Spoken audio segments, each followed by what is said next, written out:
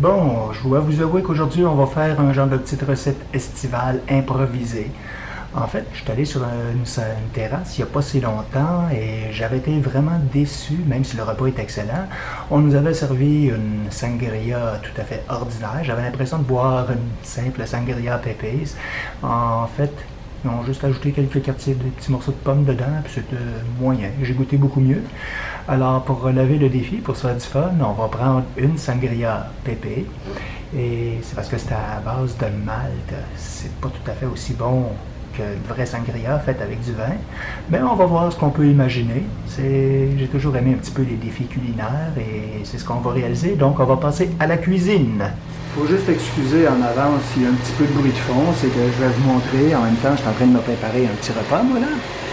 Un bon poulet barbecue avec patates et oignons. Ça va être vraiment délicieux. Mais revenons donc à notre sangria. Je vais vous montrer ça étape par étape. Je vous cache pas que c'est improvisé. Première chose, j'ai pris de la pépito. J'avais dit pépé, hein? C'était une erreur, j'en bois pas souvent. Ce produit-là est quand même un bon dépanneur.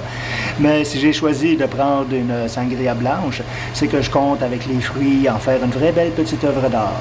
Donc, évidemment, première étape, on verse le tout dans le pot. Bien sûr, je l'ai choisi transparent pour mettre en valeur mon œuvre.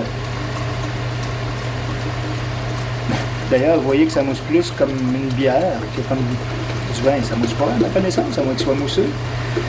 Donc, c'est un petit peu mousseux. Alors, je vais oublier l'idée de rajouter dans ça une canette de 7-Up pour le pétillant, puisqu'on l'a déjà.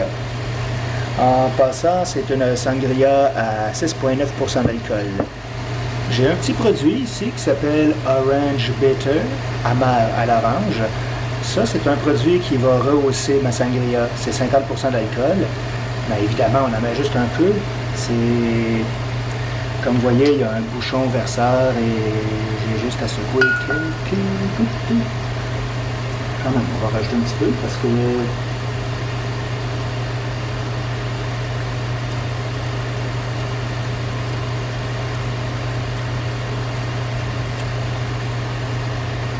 Désolé, j'ai été vraiment... Ça vous donne peut-être une idée qu'il doit y avoir dans ça 2 ou 3 cuillerées à soupe, gros max. L'idée, c'est pas de rendre plus fort l'alcool, ça va le faire une toute petite affaire, mais c'est juste d'améliorer un peu le goût. On trouve ça à la SAQ, bien sûr. Ensuite, j'ai pris une orange que j'ai rincée avec de l'eau en la brossant comme il faut pour essayer d'en extraire le plus possible les possibles traces de produits qu'il pourrait y avoir sur la pelure. J'ai coupé en petits quartiers comme ça au lieu de faire des morceaux d'orange en rond parce que c'est un petit peu gros. Donc on ajoute le tout. Dans le fond, c'est ça le secret d'une sangria, c'est qu'il faut laisser macérer les fruits pour que ça libère la saveur. Et déjà, c'est pas si mal, mais attendez, vous avez encore rien vu. Vous allez voir c'est quoi d'improviser de quoi d'intéressant. Un côté très intéressant, mais surtout très pratique pour les fruits surgelés qui sont déjà en petits morceaux, c'est qu'il n'y a pas de gaspillage, c'est au congélateur, on les sort quand on a besoin. Et pour la sangria, j'ai trouvé un mélange de fruits tropicaux, ananas, fruits du dragon et fruits de la passion. Et en ajoutant des morceaux de melon dans ça, avouez que ça va faire estival, mais très estival, à défaut du soleil qu'on n'a pas aujourd'hui. Donc, on commence avec le mélange tropical.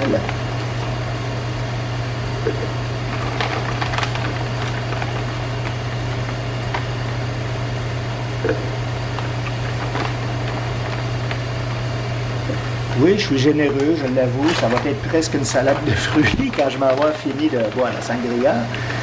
Et bien, tous ces petits morceaux de fruits-là, ça va être le dessert. Alors, je vais être généreux sur le melon. Pas mal, hein? Pour ajouter un petit peu plus de couleur aussi, pas besoin d'en mettre beaucoup, mais quelques bleuets sauvages. Une simple poignée, je crois, devrait donner des bons résultats. Et voilà. Obligé de me laver la main, c'est sûr. Ajoutons-en encore un peu.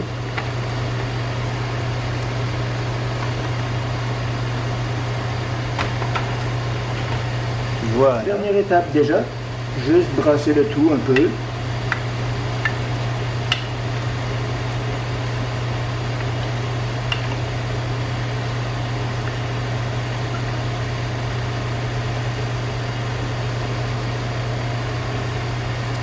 Vous remarquez que les fruits étant surgelés, j'ai pas ajouté de glace, mais je crois que ce serait une bonne idée d'en rajouter au moins une coupe de glaçons, histoire de laisser le tout macérer un peu pour que ça prenne les saveurs. Mais on veut pas perdre le côté rafraîchissant et bien froid. J'ai bien fait de prendre une sangria blanche finalement parce que les fruits du dragon et le melon ont donné une couleur rouge typique à une sangria un peu plus pâle, mais ça a l'air vraiment bon. Et finalement, comme je disais, 1, 2, 3 cubes de glace.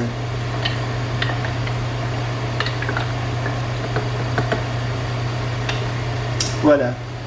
Ce qui aurait pu être intéressant aussi, c'est d'ajouter quelques feuilles de menthe fraîche. Ça leur a donné un autre beau petit côté coloré. Mais comme j'en ai pas à la maison, on va s'en passer. C'est pas grave, je suis persuadé que ça va être excellent. Quand le repas va être prêt, je vous donnerai un compte-rendu de ce que donne ma belle petite sangria estivale à souhait avec des belles couleurs. Avouez que ça vous donne le goût. Tiens, on va faire un close-up un peu. On y revient pour la dégustation. La sangria est prête, donc ça va accompagner un bon petit repas de poulet ici et rendons nos comptes.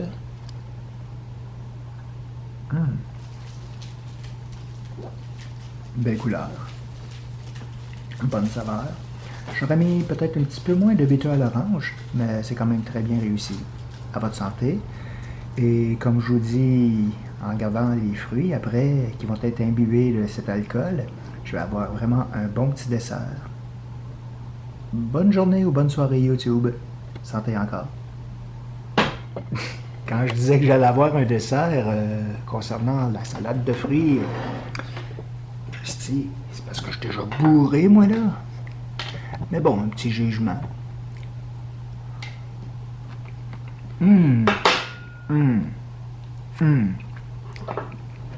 Honnêtement, c'est écœurant. Petit morceau de... Je viens de manger un morceau de l'ananas.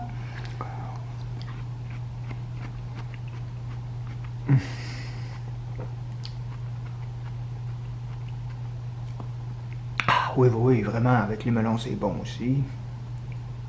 Petit morceau de...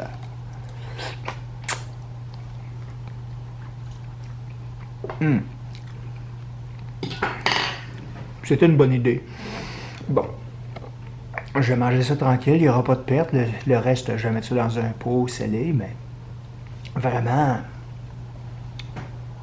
ça vaut la peine. C'est vraiment bon. Bon, je vais vous laisser là-dessus. Et si j'avais un scoop, ça fait une vidéo de bouffe quand même. Alors, la prochaine vidéo qui va concerner de la bouffe, j'ai déjà acheté quelques saveurs de chips particulières et j'essaierai de faire une histoire avec ça, histoire de s'amuser, à moyen ou court terme.